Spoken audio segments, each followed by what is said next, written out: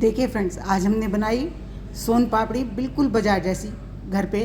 तो चलिए देखते हैं इसको हमने कैसे बनाना शुरू करते हैं। का सीज़न आ रहा है, घर में मिठाई ना बने ऐसा तो हो ही नहीं सकता ना।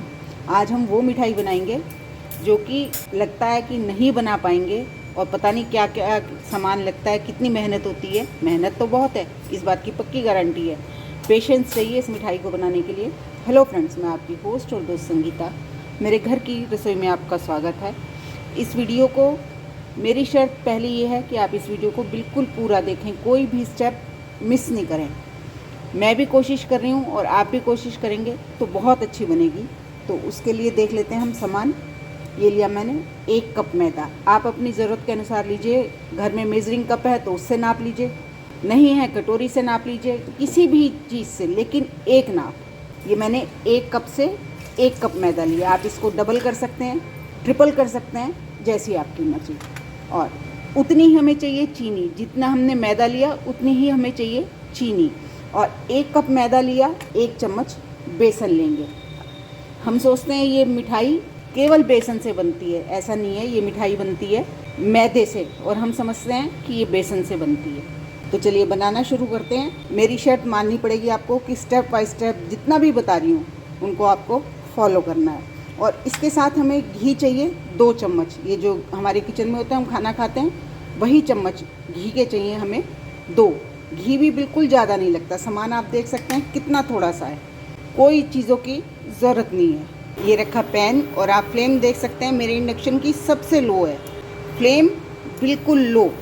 सबसे पहली शर्त ये है कि फ्लेम को बिल्कुल लो रखें। और अब हमें डालना है 2 चम्मच घी। मेरा घी है, अब मौसम बदल गया, थोड़ा जमा हुआ है, तो मैं ये इस तरह से 1 चम्मच अभी डाल रही हूँ। और इसमें डाल दूँगी ये जो हमने मैदा लिया 1 कप, और 1 चम्मच बेसन। अगर आप 2 कप ले रहे हैं, कटोरी ले रहे हैं, जो भी ले रहे हैं, 2 ले रहे हैं, तो उसमें 1 चम्मच बेसन और बढ़ा दीजिए। और घी की मात्रा भी उसी हिसाब से बढ़ा दीजिए। मैं 1-1 कप का मेजरिंग बता रही हूँ आपको। आप 2-2 कप का, 3 कप का, जैसा आपको चाहिए आप उस हिसाब से बना सकते हैं। और फ्लेम बिल्कुल लो, ज़रा भी तेज़ फ्लेम नहीं होनी चाहिए। ये शर्त है इस रेसिपी को बनाने की। ये मिठाई ऐसी है जो दिवाली पे बेचारी बड़ी बेकदरी महसूस करती है, जिसको कि मेरे घर आई, मैंने आपके घर भेज दी, आपके घर पहुंची, आपने किसी तीसरे के घर भेज दी। यही चलता रहता है इस मिठाई के साथ। लेकिन आप एक बार इस मिठाई को बना लेंगे तो आपको पता चलेगा इसमें कितनी मेहनत लगती है, कितनी पेशेंस लगती है, और हम इसकी बेकदरी करते हैं। और ये हमें नुकसान भी नहीं करती, स्टोरेबल है, आप इसे बहुत लंबे समय तक रख सकते हैं, इस्तेमाल कर सकते हैं। और मावे की मिठाइयों को हम रख नहीं सकते।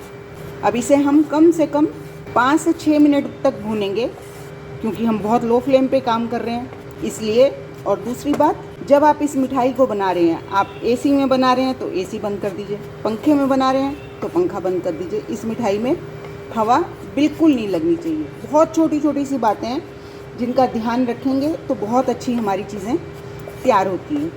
अब इसको मैं लो फ्लेम पे ही इस तरह से लगातार चलाते हुए भूनती हूँ, खुशबू आ जाने तक। रंग नहीं बदलना हमें इसका, सिर्फ खुशबू आने तक भूनना है। भूनते हुए 2 मिनट हो गए। अब मैं इसमें ये 1 चम्मच घी और डाल दूँगी। जमा हुआ है इसलिए मैंने आधा चम्मच लिया है। अगर पिघला हुआ होगा तो आपका 1 चम्मच बनेगा। आजकल मौसम बदल गया है तो घी थोड़ा जमा हुआ ही होता है। मैं इससे पहले भी बहुत सी मिठाइयाँ बना चुकी हूँ, बहुत सी मैंने रेसिपी शेयर्स की हैं। आपने कौन सी बनाई अब तक ज़रूर बताइएगा। और आप कहाँ से देख रहे हैं वीडियो ये भी बताना ना भूलिए। चलिए इसे हल्की आंच पे भून लेते हैं। ये देखिए, भूनते हुए मेरे को लगभग 4 मिनट हो गए हैं, और आप देख सकते हैं घी इसमें अच्छे से मिल गया। लेकिन अभी ये भुना नहीं, कच्चापन रह जाएगा हमारे मैदे में, तो हमारी मिठाई का टेस्ट बिल्कुल ख़त्म हो जाएगा। इसलिए स्लो फ्लेम पे प्यार से इसको आपको कम से कम 7 से 8 मिनट तक भूनना है, जिससे कलर नहीं बदले और कच्चापन बिल्कुल निकल जाए। ये देखिए, घी थोड़ा ही डाला, लेकिन जैसे जैसे ये भुनने लगा है सारा घी इसमें मिक्स हो गया। घी की भी हमें इस मिठाई में बिल्कुल ज़्यादा ज़रूरत नहीं पड़ती। हम सोचते हैं पता नहीं कितना घी लगता होगा, ऐसा कुछ नहीं है।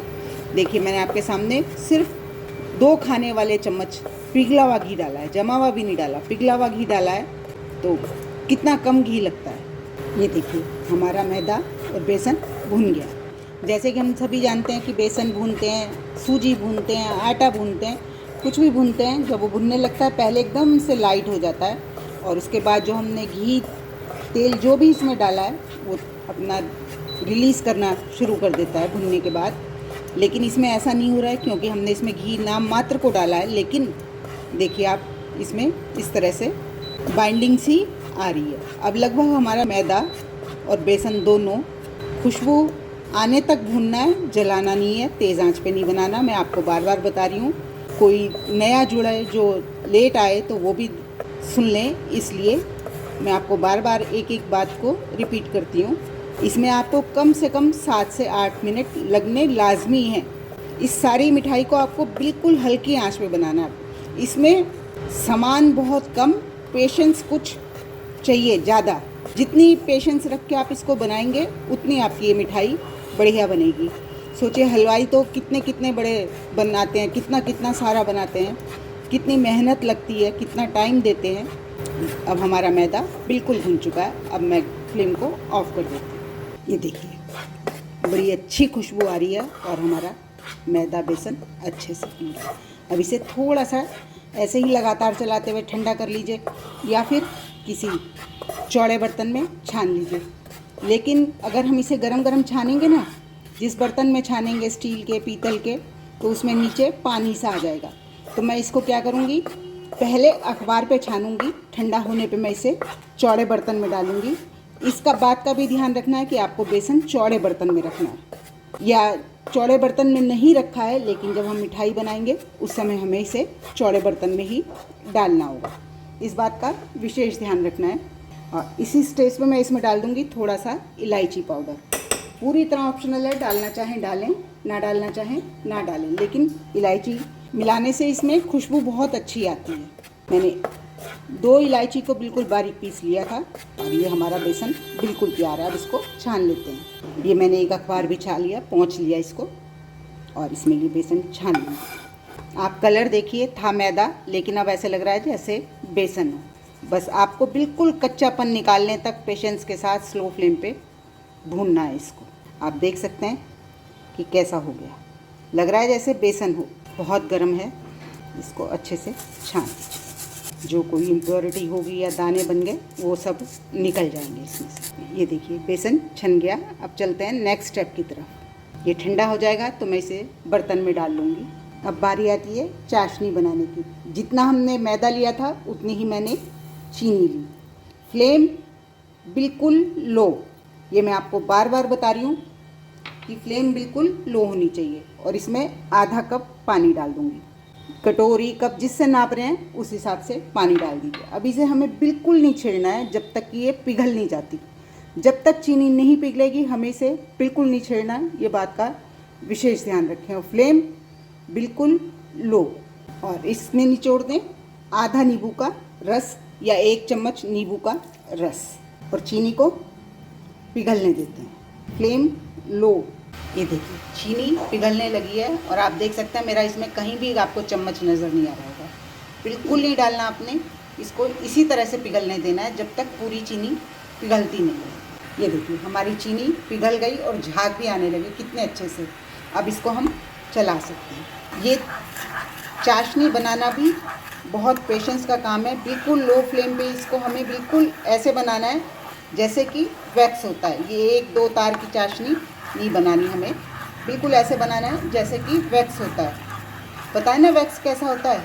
उतना ही गाढ़ा, उतना ही चिपचिपा सा वैक्स बनाना है। इसी चीनी से हम बूरा बना लेते हैं, इसी से हम चाशनी बना लेते हैं, इसी से हम कैरेमल बना लेते हैं और इसी से हम इस मिठाई के लिए वैक्स भी तैयार कर लेंगे।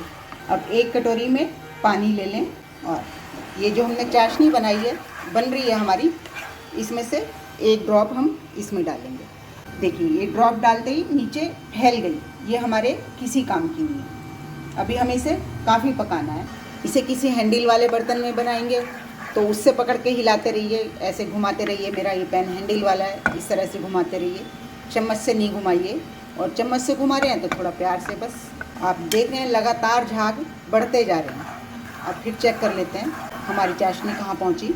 अभी भी हमारे काम की नहीं है। ये देखिए थोड़ी इकट्ठी हुई है, लेकिन अभी ये पूरी तरह से तैयार नहीं है। आप देख सकते हैं ये देखिए। तो इसे अभी हमें और पकाना है। आपको मैं पास से दिखाऊं, देखिए नीचे बैठी हुई है और इकट्ठी हो गई। ऐसी ही चाहिए हमें, लेकिन इससे थोड़ी गाढ़ी। चलिए अब एक बार और चेक कर लेते हैं। देखिए कितनी ट्रांसपेरेंसी है अभी तो, क्योंकि हमने इसमें नींबू का रस डाला था, इसलिए बिल्कुल ट्रांसपेरेंट है, साफ़ है बिल्कुल। थोड़ी सी डालते हैं। ये देखिए अभी इकट्ठी हो रही है, लेकिन सॉफ्ट है, तो हमें थोड़ा और ज़्यादा करना है। इसको अभी पकने देते हैं। चलिए अब 2 मिनट और हो गए पकते हुए। अब चेक कर लेते हैं। देखिए एकदम से इकट्ठी हो गई, लेकिन वही बात कि सॉफ्ट है। इसको इस तरह से खींचना चाहिए, तार इस तरह से, देख रहे हैं आप, इस तरह से तार इसके आने चाहिए। हमें इतनी पकी हुई चाशनी चाहिए। और आप देख सकते हैं कि कितनी लो फ्लेम होगी मेरी, जो मेरी चाशनी कैसे पक रही है, आप ये देख सकते हैं। बस सारा खेल लो फ्लेम का और पेशेंस का है। बाकी आप खुद भी समझदार हैं, जब आप कोई चीज़ बनाएंगे तो क्यों बिगाड़ेंगे अपनी चीज़ को। मेरा भी ये फर्स्ट अटैम्प्ट है, और अगर आपने नहीं बनाई तो आप भी इस तरह से, जैसे मैं बता रही हूँ उस तरह से बनाएंगे तो शायद हम दोनों की अच्छी बनेगी, और मुझसे भी अच्छी बन सकती है। मैं कोई भी चीज़ ये नहीं कह सकती कि बिल्कुल परफेक्ट होती है। घर में हम कोशिश कर सकते हैं और अच्छी भी बनती है। अब फिर चेक कर लेते हैं चाशनी को। अभी हमारी चाशनी बिल्कुल सफ़ेद है, लेकिन हमें इसे कलर देना है। ये देखिए अब बिल्कुल ड्रॉप, देख सकते हैं आप, ये दोनों ड्रॉप कैसे बिल्कुल बैठ गई एकदम से। हमें ऐसी ही चाहिए, लेकिन इसे अभी हम फ्लेम पे रखेंगे, क्योंकि हमें चाहिए इसमें कलर, थोड़ा सा इसमें कलर आ जाए।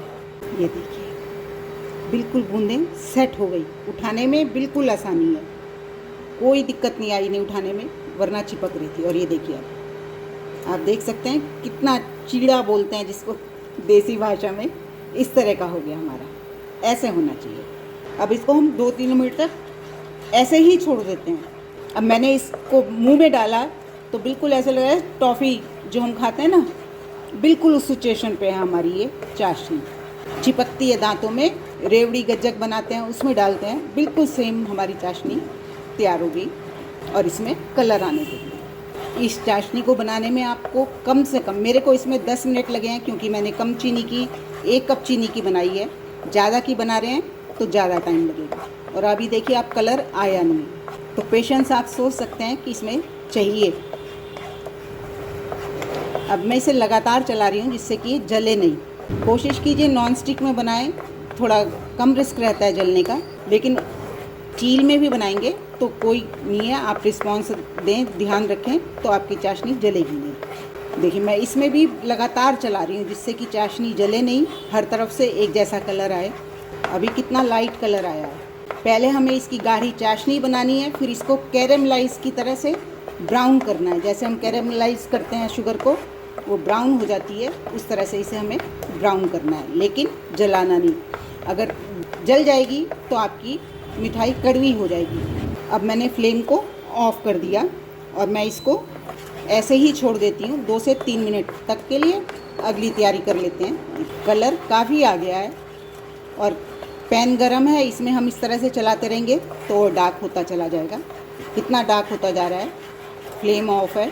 अब हम अपनी एक और तैयारी कर लेते हैं। एक ट्रे, थाली, परात, जो भी जिसमें भी आप करना चाहें उसमें आप अच्छे से घी लगा लीजिए। हलवाई तो स्लैब पे ही फैला लेते हैं, लेकिन मुझे कुछ ठीक नहीं लगता स्लैब पे फैलाना। और अगर आपके पास सिलिकॉन शीट है तो उस पर भी फैला सकते हैं, लेकिन गरम गरम चीज़ है तो प्लास्टिक की, इसलिए ना डालें तो बेहतर है। किसी भी थाली, प्लेट में डालें और उसमें अब हम अपनी चाशनी को रखे भी हमारे 2 मिनट हो गए। ये देखिए कलर देख सकते हैं आप कितना डार्क हो गया। इसको अब हम फैला देते हैं। चाहे तो आप इसी बर्तन में भी ठंडा कर सकते हैं, मैं तो इसमें भी कर सकती हूँ क्योंकि मेरा बर्तन काफ़ी चौड़ा है। बस ध्यान रखें बहुत गर्म होगा ये, सावधानी बरतते हुए काम करें। अब इसको ठंडा होने का टाइम दें क्योंकि ये बहुत गर्म है, इसे ठंडा करना बहुत ज़रूरी है। इतना ठंडा भी नहीं करना कि बिल्कुल ठंडा कर दें, तो ये सेट हो जाएगा। थोड़ा सॉफ्ट रहे, हमारे हाथ बर्दाश्त कर सकें स्पैचुला से, जिससे भी करेंगे थोड़ा, लेकिन वेट करेंगे इसका थोड़ा सेट होने का। देखिए मैं आपको दिखाऊं तो ये हमारी चाशनी कैसी तैयार हुई है। ये देखिए कितने रेशे हैं इसमें। इस तरह की चाशनी चाहिए और बिल्कुल सेट हो गई है। देखिए इस तरह की ही हमें चाशनी चाहिए। ये देखिए अब इसको हम इस तरह से, है ना बिल्कुल वैक्स, देखिए इस तरह से बार बार पलट के सॉफ्ट करने की कोशिश करेंगे इसको। इस तरह से कम से कम 5 मिनट तक हम इसको इस तरह से पलट पलट के सॉफ्ट करेंगे। इस तरह सॉफ्ट करने से ये सेट भी नहीं होगी, और दूसरी बात फिर ठंडी हो जाएगी तो हम इसे हाथ से भी हैंडल कर लेंगे। बिल्कुल है ना वैक्स जैसा, ऐसा ही आपको चाहिए। ये देखिए इसको इसी तरह से मल मल के, ये देखिए अब हाथ लगाने लायक हो गई। इस तरह से बार बार एक दूसरे में खींचेंगे और लैप करेंगे। कम से कम 15 से 20 बार इस तरह से करेंगे। कलर भी चेंज होगा इसका। अगर घर में 2 जने हैं तो आप 2 जने मिलके इस तरह से खींचिए, और नहीं है तो जैसे मैंने आपको बताया आप उस तरह से खींच सकते हैं। ये देखिए ऐसे खींचेंगे और एक दूसरे पे ओवरलैप कर लेंगे और फिर से खींचेंगे। आप देख सकते हैं कलर कितना डार्क था, कितना गोल्डन सा कलर आ गया। बस छोटी छोटी सी ट्रिक्स हैं, इनको फॉलो करेंगे तो आपकी मिठाई भी ऐसी ही बनेगी। ये देखिए कलर देखिए कितना गोल्डन हो गया इसका, और इसे खींचते हैं तो रेशे आ जाते हैं इसमें। अब इसको हम इस तरह से राउंड शेप में ले लेंगे, इस तरह से। चलिए अब आगे का काम करते हैं। ये देखिए मैंने राउंड बना लिया इसका, और ये बेसन मैंने आपको कहा था ना कि चौड़े बर्तन में रखें, तो आपको अब पता चलेगा कि हमने चौड़े बर्तन में क्यों रखा था। अब इसको आप इस तरह से रखते जाइए और इस तरह से खींचिए, पर आपको ये ध्यान रखना है आपका ये बिल्कुल टूटे नहीं। टूट जाएगा तो रेशे नहीं आएंगे। इस तरह से खींचते जाइए और फिर इसको ओवरलैप करते जाइए इस तरह से। और बेसन मैदा जो भी हमने भुना है ये, इसको हम इस पे डालते जाएंगे और खींचते जाएंगे। बस टूटना नहीं चाहिए, इस बात का ध्यान रखना। हाथों पे घी लगा लीजिए, थोड़ा सा तेल घी जो भी है, और इससे इस तरह से घुमाते चलिए। बस ध्यान रखें आपका ये राउंड टूटे नहीं। ये इधर से भर गया तो और डाल लीजिए। ये देखिए इस तरह से खींचिए। ये देखिए कैसे बाल बन रहे हैं। ये देखिए सारे रेशे रेशे जितना इसमें समा सकता है, बेसन लगभग हमारा सारा आ गया इसमें। ये देखिए मेरा फर्स्ट अटैम्प्ट बिगड़ गया था, लेकिन बाज़ार वाले इसी तरह से जमाते हैं। वो लंबे लंबे लच्छे निकालने के बाद इस तरह से सेट करते हैं, इक्वली सेट कर देंगे। इस पे डालते हैं ड्राई फ्रूट, बादाम, काजू और पिस्ता, और उसको बेलन से प्रेस करते हैं। इस तरह से बेलन से प्रेस कर देते हैं। वो तो बहुत बड़े बड़े वो जमाते हैं और फिर पीसीस काट देते हैं। मैं आपको इसके पीसीस काट के भी दिखाऊंगी। अभी सेट हो गई, बिल्कुल बाज़ार जैसे बन गई। जैसे बाज़ार वाले बनाते हैं बिल्कुल वैसी बन गई। जैसे काटने हैं वैसे काटिए। मैं आपको एक पीस निकाल के भी दिखाती हूँ।